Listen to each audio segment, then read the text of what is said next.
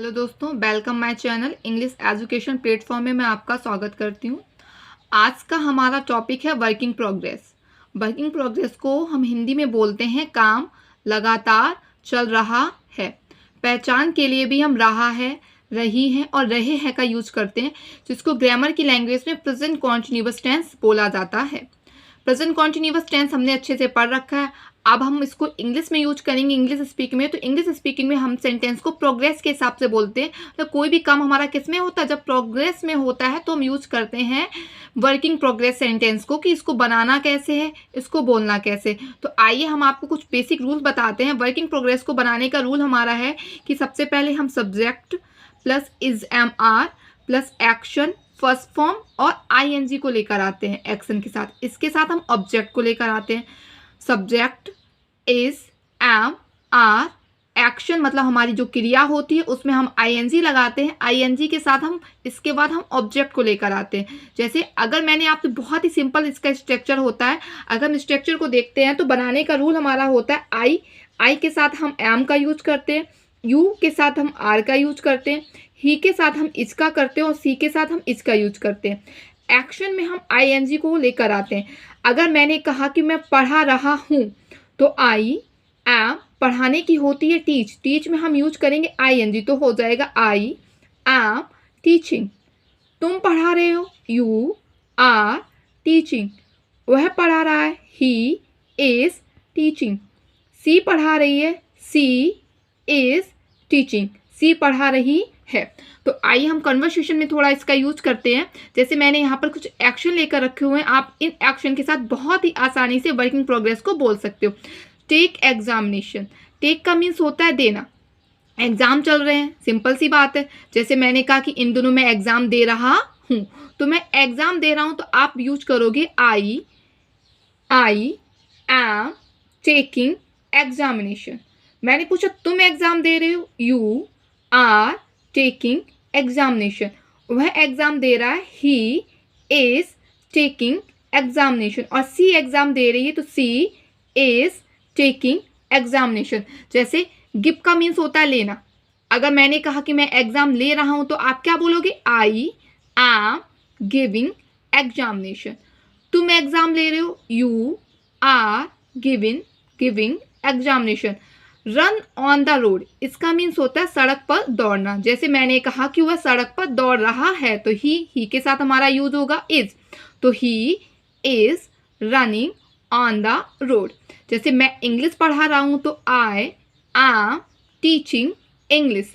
मैंने कहा कि मैं अपने दोस्तों का इंतजार कर रहा हूं, I am waiting for our friends. तुम अपने दोस्तों का इंतजार कर रहे हो, you are waiting for our friends.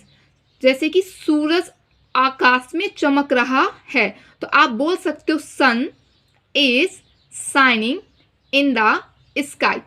मैंने पूछा मम्मी कहाँ है, आपने कहा मम्मी बर्तन धुल रही हैं, तो आप बोल सकते हो मदर इज वॉश।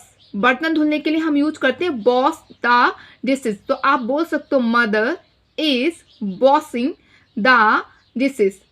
जैसे कि कभी कभी हम लोग नर्वस नहीं फील करने लगते हैं, तो आप वो मैंने कहा मुझे एग्जाम हॉल में जब जाती हूँ तो बड़ा नर्वस फील होता है, जैसे मैं नर्वस फील कर रहा हूँ, तो आप बोल सकते हो आई एम फीलिंग नर्वस।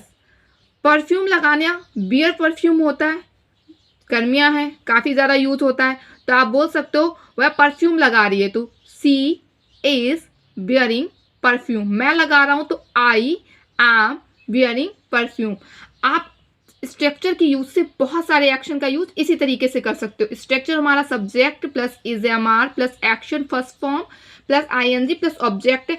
आप कोई भी वर्ब ले लीजिएगा, वर्ब में आईएनजी लगा दीजिएगा, आपका सेंटेंस बन जाएगा। अगर आप बोलने की प्रैक्टिस करो तो आप बोल सकते हो मैं पढ़ रहा हूँ, आई एम रीडिंग, मैं खेल रहा हूँ, आई एम प्लेइंग, वह जा रहा है, ही इज गोइंग, सी जा रही है, सी इज गोइंग। लेकिन मैं आज आपको थोड़ा सा बेसिक एक थोड़ा डिफरेंस बताने जा रही हूँ, आप थोड़ा ध्यान से सुनना। मैंने यहाँ पर यूज किया है प्रेजेंट कॉन्टिन्यूअस टेंस, जिसके साथ में मैंने लिखा वन टाइम। समझने की कोशिश करना। देखिए मैंने आपको बताया है कि वर्किंग प्रोग्रेस में रहा है, रही है, रहे हैं आते हैं, लेकिन वर्किंग प्रोग्रेस के साथ साथ हमें वन टाइम भी चेक करना है। वर्किंग प्रोग्रेस वाले सेंटेंस में हमारा काम वन टाइम का होना चाहिए, रेगुलर का नहीं होना चाहिए।